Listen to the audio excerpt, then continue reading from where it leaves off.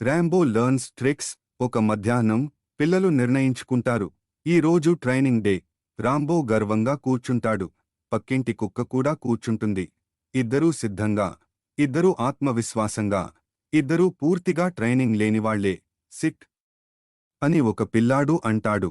Rambo అప్పటికే కూర్చున్నాడు. అందరూ చప్పట్లు కొడతారు. షేక్పా.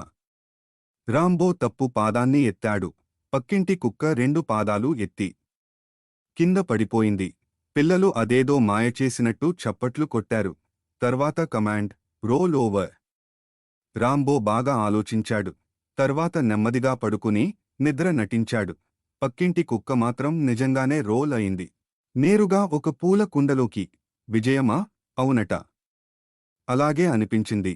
పిల్లలు బహుమతుల్లా ట్రీట్స్ పంచారు. కుక్కలు ఒక ముఖ్యమైన పాఠం నేర్చుకున్నాయి. ట్రిక్స్ అవసరం లేదు, ప్రయత్నం ఉంటే చాలు. మరియు చాలా ఓపికగల పిల్లలు. ట్రైనింగ్ అయిపోయింది. ట్రీట్స్ మాయమయ్యాయి. రాంబో తాను ఇప్పుడు ప్రొఫెషనల్ ట్రిక్ డాగ్ అని నిర్ణయించుకున్నాడు. పిల్లలకు మాత్రం అంత నమ్మకం లేదు. Thank you far watching this video. Please like, share and subscribe our channel friends.